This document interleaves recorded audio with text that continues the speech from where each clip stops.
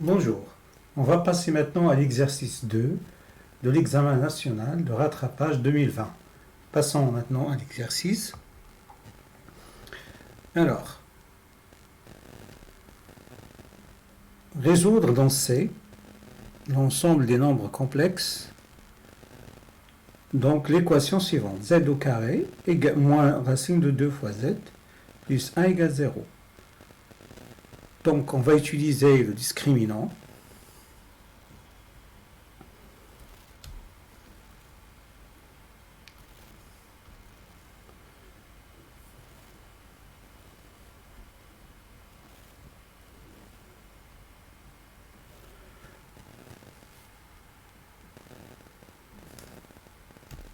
Alors, calculons le discriminant delta.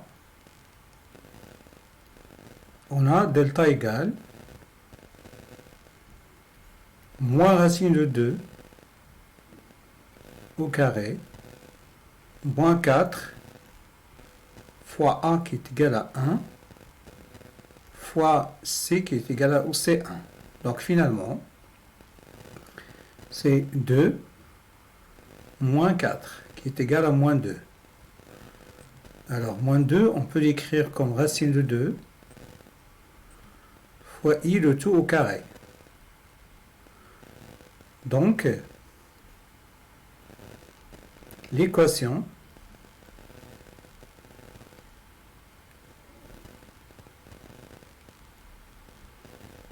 admet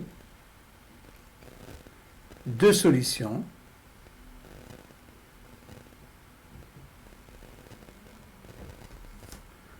complexes conjuguées, à savoir z1 égale moins b, c'est-à-dire racine de 2, plus racine de 2, donc normalement la racine carrée de delta.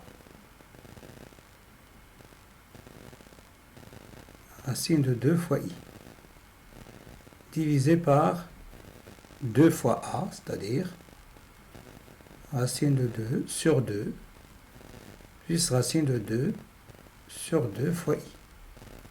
Et bien sûr, Z2, pardon, c'est le conjugué de Z1 qui est égal à racine de 2 sur 2 moins i racine de 2 sur 2. Donc l'ensemble des solutions, c'est racine de 2 sur 2 plus racine de 2 sur 2 fois i, racine de 2 sur 2 moins racine de 2 sur 2 fois i. Voilà, c'est la fin de la question 1. Maintenant, on va passer à la question suivante.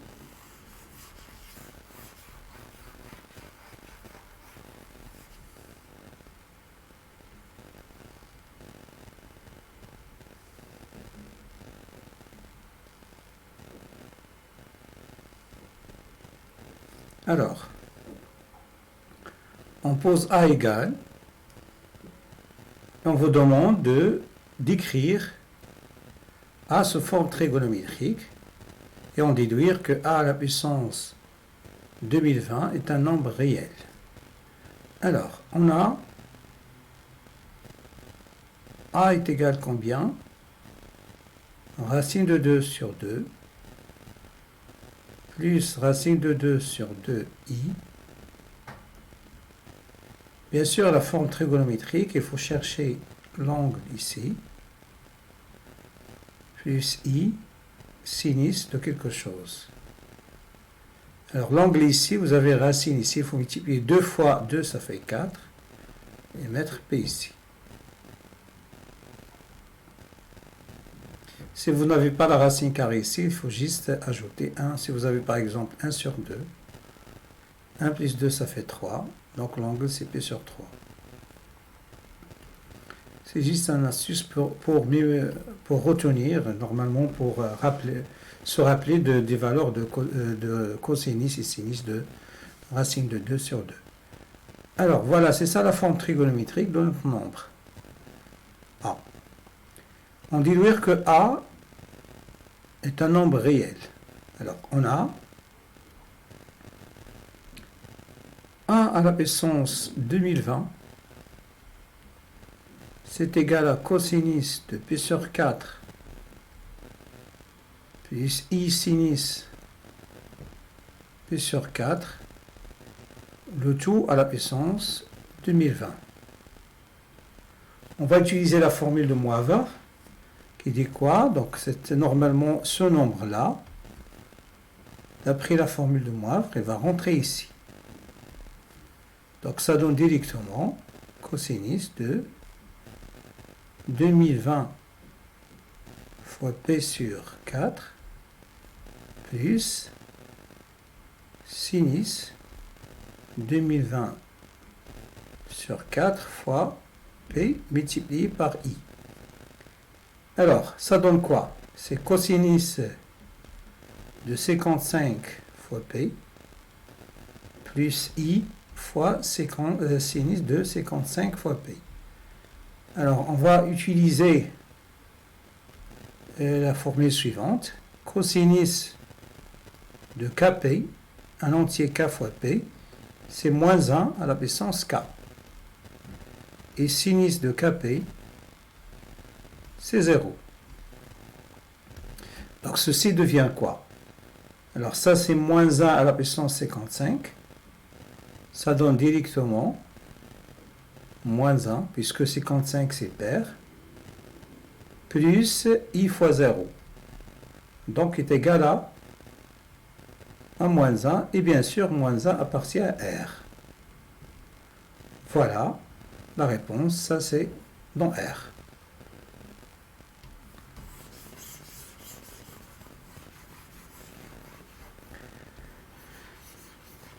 On passe maintenant à la question suivante.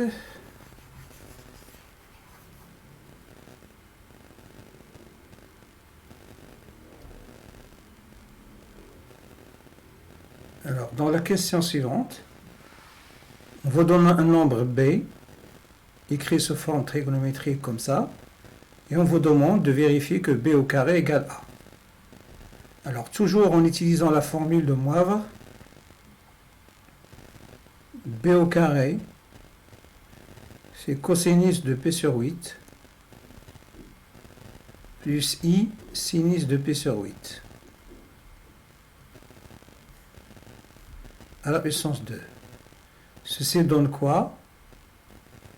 Cosinus de 2P sur 8 plus I sinus de 2P sur 8 en appliquant la formule de Moivre. Ceci, c'est cosinus de P sur 4 plus I sinus de P sur 4. Bien sûr, ça c'est A. Donc, B au carré, c'est égal à A.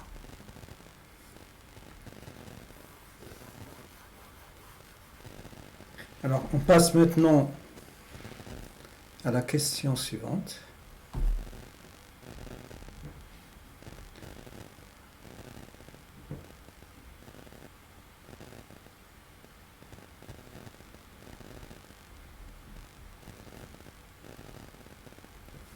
Alors, dans le plan complexe rapporté à un repère orthonormé OUV, on considère les points A, B, C, d'affixes respectives A, B, C, tels que C égale 1.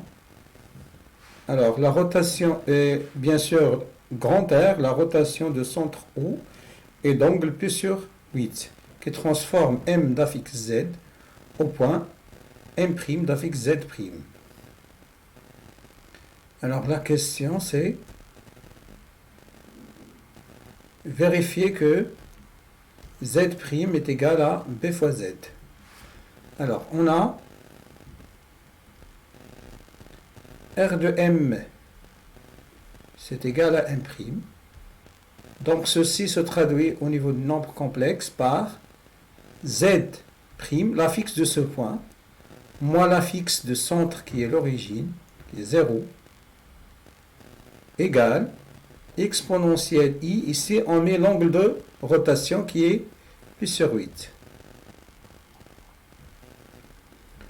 fois z, l'affixe de m, moins l'affixe de centre qui est au rapport affixe 0. Donc ceci équivaut à dire quoi? Ça c'est z' égale exponentielle ip sur 2. Donc en général, on sait que exponentielle iθ, c'est cosinus θ plus i sinus θ. En appliquant cette formule, on trouve quoi? C'est cosinus pi sur 8 plus i sinus pi sur 8. Et bien sûr, ceci multiplié par z. Et ça, ce n'est rien d'autre que b. Donc z' égale b fois z. D'où z' égale b fois z.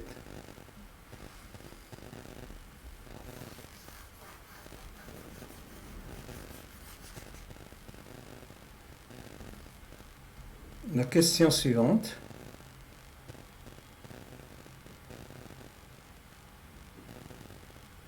Alors, déterminer l'image de C par la rotation R et montrer que A est l'image de P par R. Alors, ici, il faut faire attention, ça c'est l'affixe de l'image et ça c'est l'affixe de l'antécédent, c'est-à-dire le point qui est pour image imprime. Alors, nous on cherche quoi? À déterminer l'image de C.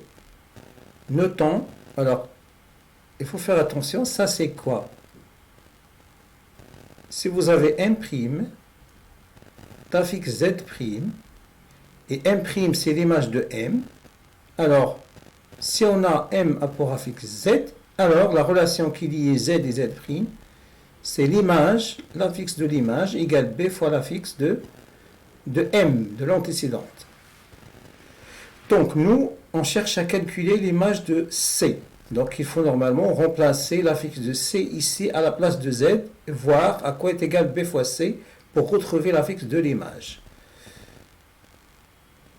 Alors, on a B fois C égale quoi? L'affixe de B fois l'affixe de C. Voilà, B fois C, l'affixe de C. Donc c'est B fois l'affixe de C, c'est 1. Donc c'est B. Donc B fois C, ça donne l'affixe de B. Donc B est l'image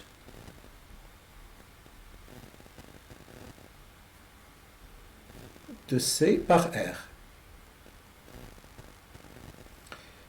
Et montrer que A est l'image de B. Donc il faut normalement calculer B fois l'affixe de B.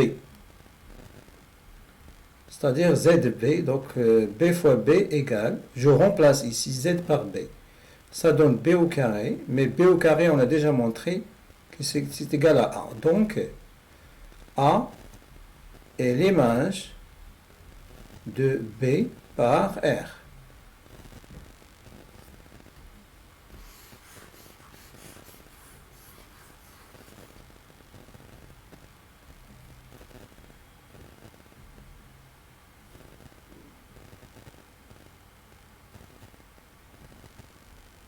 Alors la question 4a,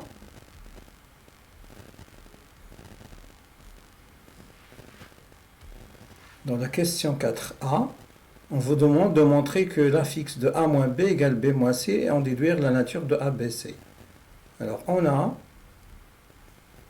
A moins B est égal, mais on a déjà montré que A c'est B au carré, moins B égale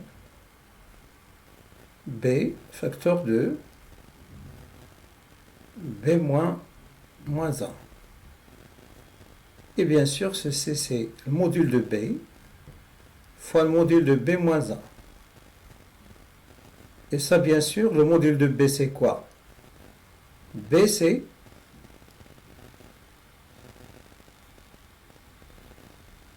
cosinus de P sur 8 plus I sinus pi sur 8.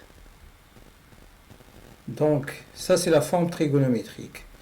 Exponentielle IP sur 8. Donc, ici il y a 1. Donc ça c'est le module. 1 fois, mais ça c'est l'affixe de C.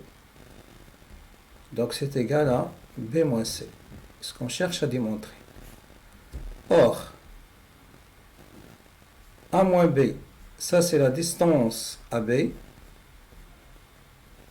Et B moins C, c'est la distance BC.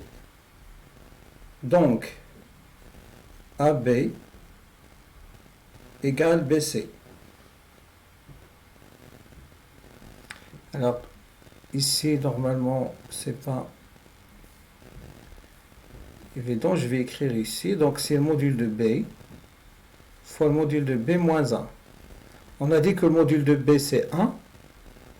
Donc, ça donne 1 fois le module de B moins 1, c'est la fixe de C. Donc, ça donne B moins C. Alors, qu'est-ce qu'on a? On a ça égale à B. Module de B moins C égale BC. Donc, AB, la distance AB,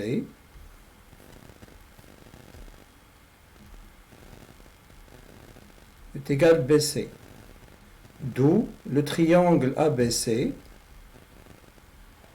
est isocèle en B.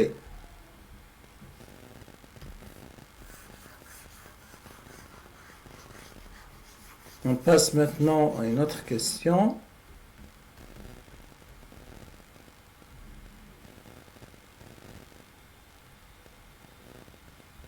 Alors, déterminer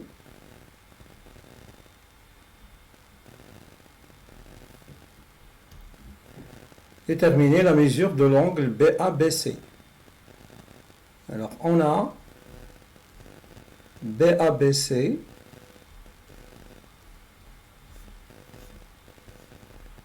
ça c'est quoi?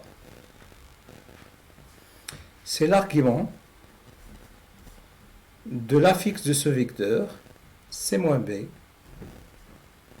divisé par A moins B.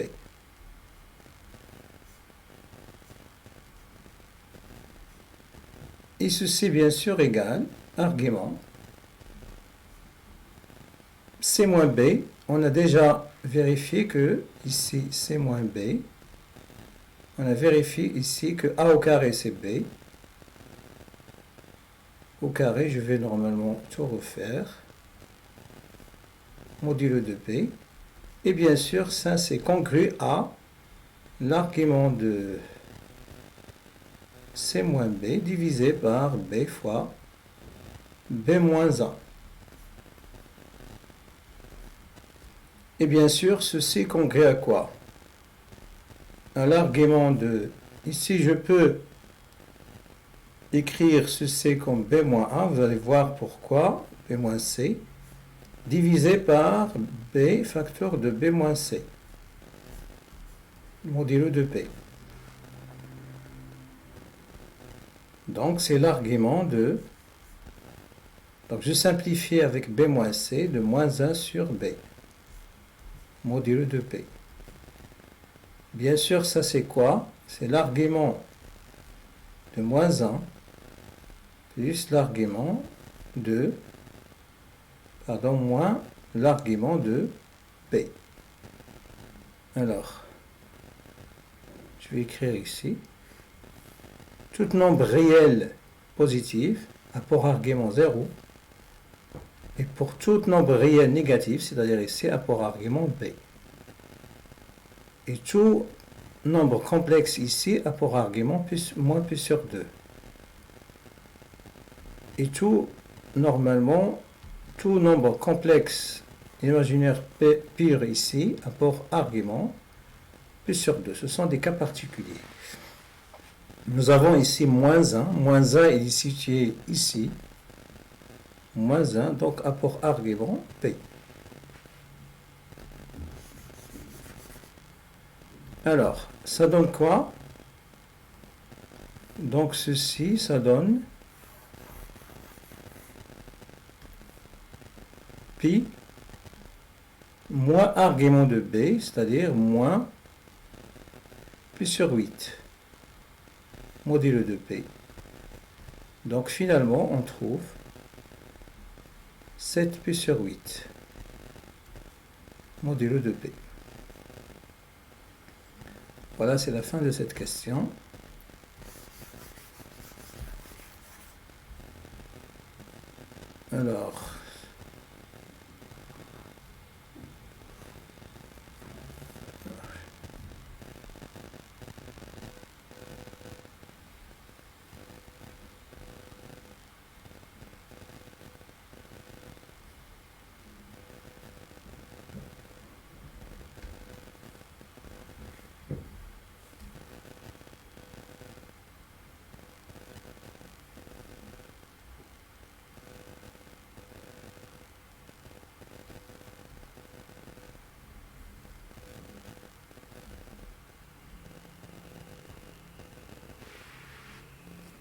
Alors, soit T, la translation du vecteur U, c'est-à-dire le vecteur U, c'est le premier vecteur de repère, il a pour affixe 1.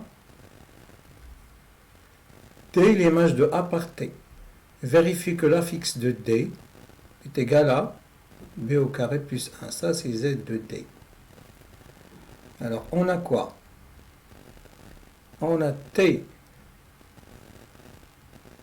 de D de A égale D. Donc, AD, c'est égal à le vecteur de translation qui est égal à U. Ceci se traduit par quoi? ZD, l'affixe de ce vecteur, moins ZA, est égal à l'affixe de U. ZD, ZA c'est petit a, et ça c'est 1. Donc ZD est égal à A plus 1. Mais on a montré déjà que A égale B au carré, donc c'est B au carré plus 1. Ce qu'il fallait démontrer. Alors, maintenant, on va passer à la question suivante.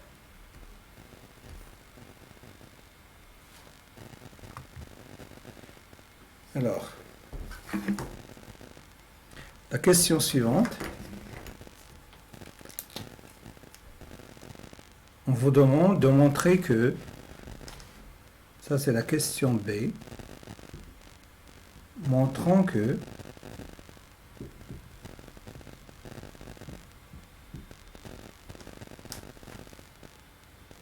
B au carré plus 1 sur B c'est égal à A plus B bar. Alors, on a B au carré plus 1 divisé par B, c'est égal à B au carré divisé par B plus 1 sur B.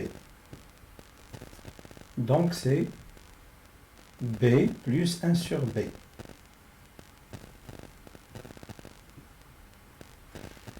Alors ici, on peut multiplier par B bar et C par B bar. Je peux normalement... Donc ça, c'est 1 plus B. Donc je multiplie C par B bar et C par B bar. Ça donne quoi? B plus B bar. Alors il faut faire attention. B fois B bar.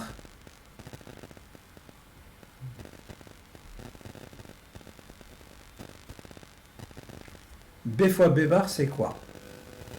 On sait que module de Z, c'est égal à Z fois Z bar.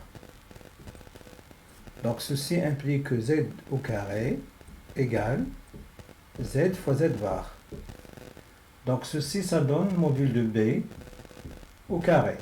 Mais on sait que le module de B, c'est égal à 1. Donc c'est B plus B bar sur 1, qui est égal à B plus B bar. Alors il faut faire attention, on peut raisonner autrement en écrivant B c'est quoi? C'est exponentielle IP sur 8.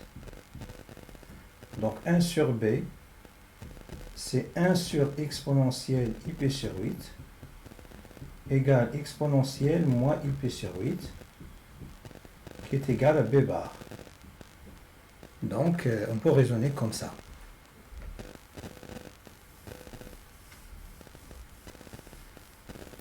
Maintenant, on déduire que les points, O, B et D sont alignés. Et B, c'est la fixe de B. Donc, je peux ajouter ici la fixe de l'origine qui est égale à 0. Donc, ceci égale quoi? Égale B plus B bar. Mais on sait que, si vous avez par exemple, B, c'est quoi déjà? C'est exponentielle I, pi sur 8. Mais B bar, c'est exponentielle moins I pi sur 8. Donc, B plus B bar est égal à quoi? Exponentielle I pi sur 8 plus exponentielle moins I pi sur 8. Alors, si on divise par 2 ici, et on multiplie par 2, ça c'est quoi? D'après la formule d'Euler, ça c'est cosinus de pi sur 8, c'est-à-dire 2 cosinus de pi sur 8. D'après la formule d'Euler. Et ça appartient à R. D'accord? Donc cette quantité appartient à R, donc les points O, D et B sont alignés. Ou bien, on sait que on a une relation qui dit que Z plus Z bar, c'est 2 fois partie réelle de Z. Et ça appartient à R. Donc on peut écrire ici, ça c'est quoi? C'est 2 fois partie réelle de B. Appartient à R. Oui, c'est ça. Donc, O, D et B sont alignés. Voilà. Donc, on a fini la correction de l'exercice numéro 2. Merci pour votre attention et au revoir.